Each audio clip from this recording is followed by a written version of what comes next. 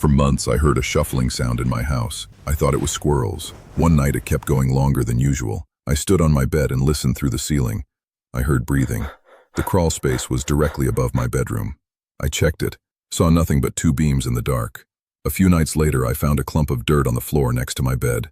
I bent down to look at it, and heard the breathing again, from underneath me.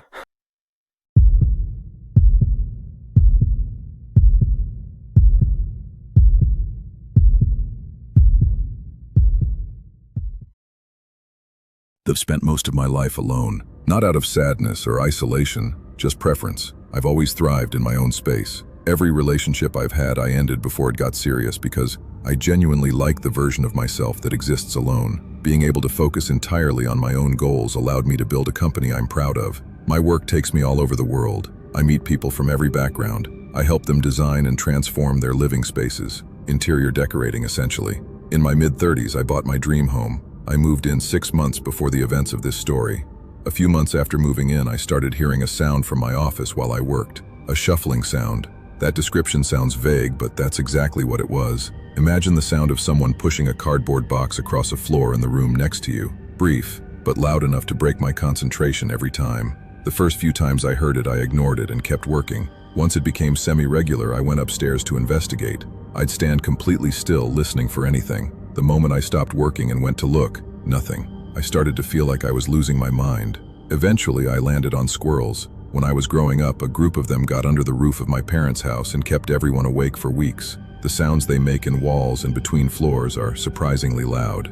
That explanation settled me down considerably. I told myself I'd deal with it when I had a spare moment and got back to work. I wrote myself reminders, never quite got around to it. A few nights later, I worked much later than usual. Didn't get to bed until after 2 a.m. I was lying there trying to fall asleep when I heard the shuffling again. This was the first time I'd heard it at night. I tried to ignore it and just sleep, but this was different from the daytime sounds. Instead of a quick shuffle and then silence, this was continuous, moving, like something shifting back and forth above me. I got up and stood on the bed, put my ear toward the ceiling. The shuffling stopped. Then I heard breathing. I pulled my ear away from the ceiling and just stood there on the bed in the dark, telling myself that was ridiculous. I had imagined it. Houses breathe. Old pipes carry sound in strange ways. It was squirrels. Then I remembered something. My house has a crawl space, a small attic-like space accessible by a pull-down ladder in the ceiling. I had never used it for anything, barely even thought about it. The crawl space was directly above my bedroom.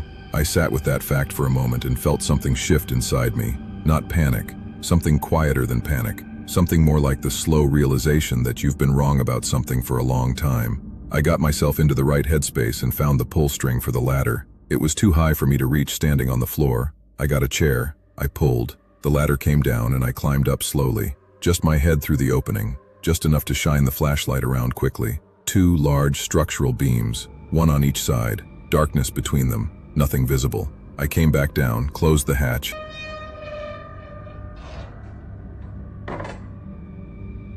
secured the string, and went to the living room to watch TV. I couldn't go back to bed. I just kept imagining someone standing behind one of those beams while I had my head through that opening. Eventually, I started dozing on the couch, half asleep, going in and out. Then a sound woke me up completely, a door creaking open. I jumped off the couch and scanned the room. Nothing. I walked to the kitchen. Nothing. I moved into the hall, turned on the light. The pull string for the crawlspace ladder was hanging down, and it was swaying. I stood completely still in that hallway, staring at a string that should have been secured against the ceiling. I had secured it. I was almost certain I had. I told myself it was possible I'd left it in my panic earlier. I walked past it down the hall. My bedroom door was almost completely shut. I always leave it wide open. I opened it slowly, and it made a loud creaking sound. That was the sound I'd heard from the couch. My bedroom door had just swung open. I turned on the light. Everything looked normal. I was almost ready to breathe again. Then I saw it, a small clump of dirt on the floor next to my bed. I bent down to look at it on one knee and heard the breathing again. From below me this time, not from the ceiling, from under the bed. I got lower, looked under the bed. A middle-aged man was lying there, staring directly at me. I screamed and fell backward onto my palms. He didn't move. He just said, "Hi, Julie. It's okay."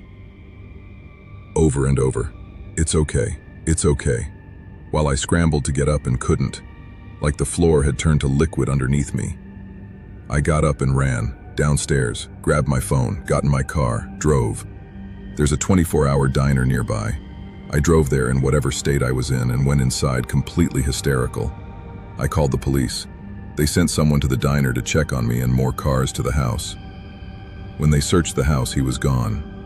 But behind one of the structural beams in the crawl space, they found empty water bottles and a small pillow. I sat in that diner and tried to understand how long he had been there. The shuffling sounds had started months ago. He had been living in my crawl space for months, coming down at night while I slept, learning my name, lying under my bed waiting for me to find him. I stayed at a motel for almost a month before I could go back. I spent a significant amount on home surveillance after that.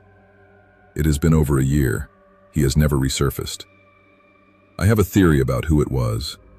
An old family acquaintance my father had to cut off for reasons I won't go into except to say he had an unhealthy fixation on me. It looked like a much older version of him. If I'm right, then he found my new house, got inside somehow, and decided to stay, living in the dark above me, learning my name, building towards something I never found out. I have a roommate now for the first time in my life. I am never staying in that house alone again. Sometimes locking your doors isn't enough. If someone really wants to get in, they find a way.